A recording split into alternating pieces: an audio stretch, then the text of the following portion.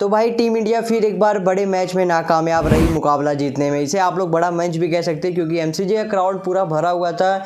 ऐसा लगा था कि टीम इंडिया शायद ये मुकाबला जीत जाएगी एक समय, फिर ऐसा लगा कि नहीं अब तो ड्रॉ से ही संतुष्ट होना पड़ेगा क्योंकि ड्रॉ ही हमारे लिए सबसे बेस्ट था। तो लेकिन यहाँ पर ना टीम इंडिया जीती ना ड्रॉ हुआ और ये मुकाबला हार गई।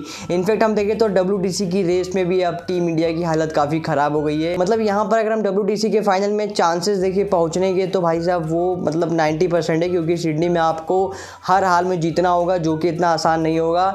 और फिर इसके बाद ऑस्ट्रेलिया को श्रीलंका कम से कम अपनी धरती पर 1-0 से हराए। तो ओवरऑल देखिए तो WTC का जो सिनेरियो है आप लोगों को समझ में आ गया रहेगा भैया। 1-0 से श्रीलंका को ऑस्ट्रेलिया को अपनी सरजमी पर यानी कि अपने घर में हराना होगा और टीम इंडिया को सिडनी टेस्ट हर हाल में जीतना होगा।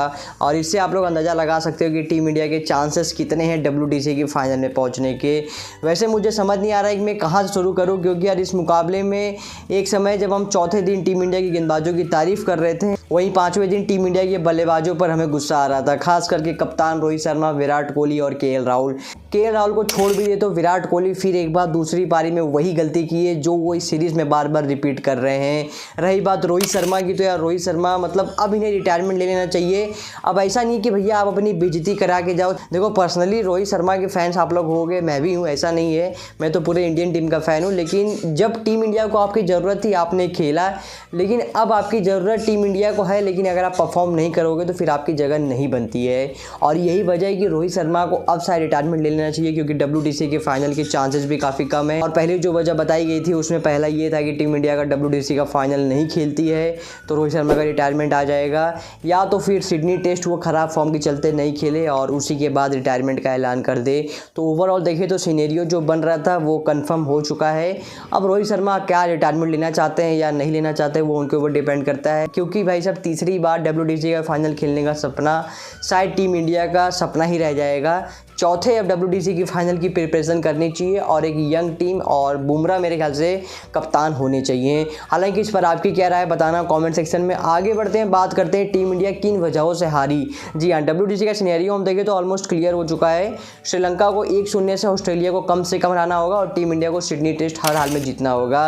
रही बात मेलबर्न टेस्ट की, टीम इंडिया कैसे हारी, तो यार देखिए चौथे दिन यानी कि एक दिन पहले ही हम सब कह रहे थे यार ऑस्ट्रेलिया को 300 के अंदर रखो, फिर हम पाँचवें दिन 300 के अंदर का टारगेट चेस कर सकते हैं। 300 का टारगेट भी चेस करने का दमखम रखते हैं।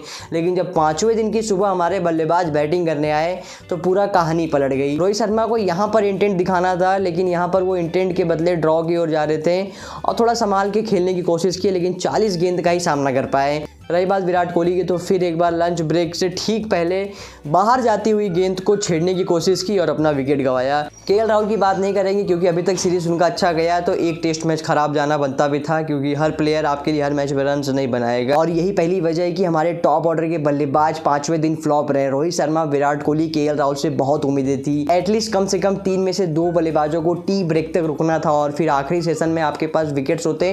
वहाँ पर अगर आपके बल्लेबाज कोई गलती भी करते तो फिर भी आप आराम से मुकाबला ड्रॉ करा सकते थे। लेकिन पहले सेशन में ही तीनों बल्लेबाज आउट हो गए। उसके बाद सारी जिम्मेदारी आ गई ऋषभ पंत और जायसवाल पर। एक समय ऐसा लगा कि ये मुकाबला आराम से अब ड्रॉ हो जाएगा क्योंकि टी ब्रेक दोनों ही बल्लेबाजों ने खेल कर निकाल लिया था। लेकिन टी ब्रेक के बाद जैसे ही तीसरे सेशन में आए, बीच में क्या हुआ टी ब्रेक में, शायद यहाँ पर कहा गया होगा कि एक बार चेस करने के लिए जाओ, लेकिन चेस करने के लिए इस तरह भी नहीं जाना था ऋषभ पंत को कि अपना शॉट हवे में खेलकर विकेट गंवाना था। यहाँ पर देखिए हम इंटेंट की बात करते हैं तो ऋषभ पंत यहाँ पर इंटेंट अच्छा दिखाए टी ब्रेक के पहले, लेकिन टी ब्रेक के बाद उनको ये सोचना चाहिए था यार चेस करना यहाँ से नामुमकिन सा है और अगर आप चेस भी करने जा रहे हो तो आपको ग्राउंड शॉट खेलना चाहिए, ना कि आपको हवाई शॉट खेलना चाहिए। वहाँ पर थोड़ा सा गेंद इधर उधर होती तो वो कैच आउट हो जाते जो कि देखने को मिला।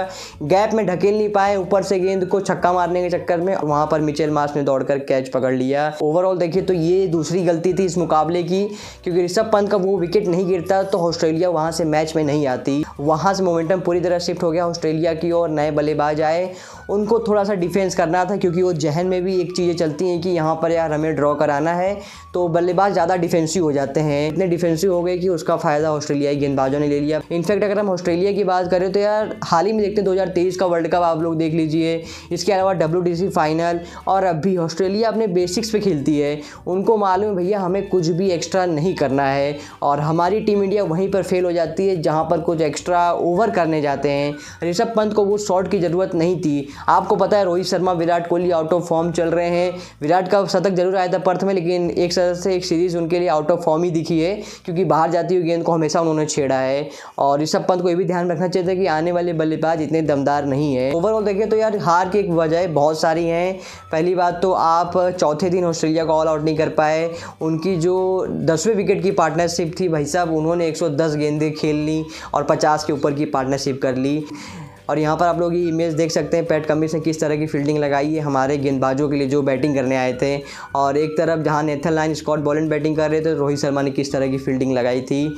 तो इससे इतना अंदाज़ा लगाया जा सकता है कि कहाँ पर हमसे चूक हो गई, कहाँ पर हम एक्स्ट्रा करने के चक्कर में ही अपना लॉस कर ले रहे हैं। ऋषभ पंत का वो विकेट मेरे ख्याल से टर्निंग पॉइंट था। कि रोहित शर्मा और विराट कोहली के बारे में बात नहीं करूँगा, क्योंकि यार उनसे आप उम्मीदें जब रखते हो तब वो अपनी उम्मीदों पे खरा नहीं उतरते हैं। खास करके रोहित शर्मा जो हमेशा इंटेंट की बात करते हैं, लेकिन बड़े मैच में इनका खुद का इंटेंट नज़र नहीं आता है। अब आप लोग बोलोगे भाई तू क्यों इतना ज्ञान दे रहा है। देखो यार, पर्सनली मेरी दुश्मनी नहीं है, मेरे को मालूम है कितना मुश्किल होता है मैदान पर खेलना और यहाँ पर बोलना कितना आसान होता है। लेकिन अगर आप लोग गौर करके क्रिकेट देखे रहोगे, सच्चे फैंस रहोगे क्रिकेट के यार, इंडियन फैंस, तो आप लोग को इतना समझ में आया होगा यार रोहित शर्मा बस करिए, अब आपका रिटायरमेंट का समय आ गया है। चैंपियंस ट्रॉफी फोकस करिए, वो आपका आखिरी चैंपियंस ट्रॉफी आईसीसी टूर्नामेंट हो सकता है, उस पर आपको फोकस करना चाहिए, ना कि आप टेस्ट क्रिकेट में और टीम इंडिया को दबाओ। आपके चक्कर में शुभमन गिल बाहर बैठ रहे हैं। और ये सीरीज़ हम देखें तो कहीं ना कहीं हमारे यंगस्टर्स ने चलाए हैं और गेंदबाजों ने चलाए हैं। सिराज आउट ऑफ फॉर्म थे, लेकिन बुमराह ने अकेले संभाला। बल्लेबाजी में भाई साहब जायसवाल और नीतीश कुमार रेड्डी ने हर मैच में अपना योगदान दिया। और ऋषभ पंत से उम्मीदें थी, लेकिन वो भी सीरीज़ में फ्लॉप गए। और ऋषभ पंत को आउट करने का तरीका ऑस्ट्रेलिया को पता चल गया है कि इसको भैया गेंद दो बड़ा शॉट खेलने के लिए, वहीं पर कुछ गलती होगी, वहीं पर इसका विकेट मिलेगा। क्योंकि पेशेंस तो है इनके अंदर। इन्होंने 5वें दिन दिखा दिया मेलबर्न टेस्ट में, जब इन्होंने 100 गेंदों का सामना किया और सिर्फ 2 चौके लगाए। तो पेशेंस था ऋषभ पंत के अंदर, लेकिन ये पेशेंस का बांध कितना लंबा था ये नहीं देखने को मिला और आखिर में बड़ा शॉट खेलने के चक्कर में अपना विकेट गंवा दिए। बाकी इस वीडियो को समाप्त करते हैं। WTC की राह काफ़ी मुश्किल हो गई है। आप लोग अपनी राय बताइए कमेंट सेक्शन में, क्या रोहित शर्मा को अब रिटायरमेंट लेना चाहिए? आप लोग अपनी राय बताइए कमेंट सेक्शन में। अपना ख्याल रखिए। जय हिंद।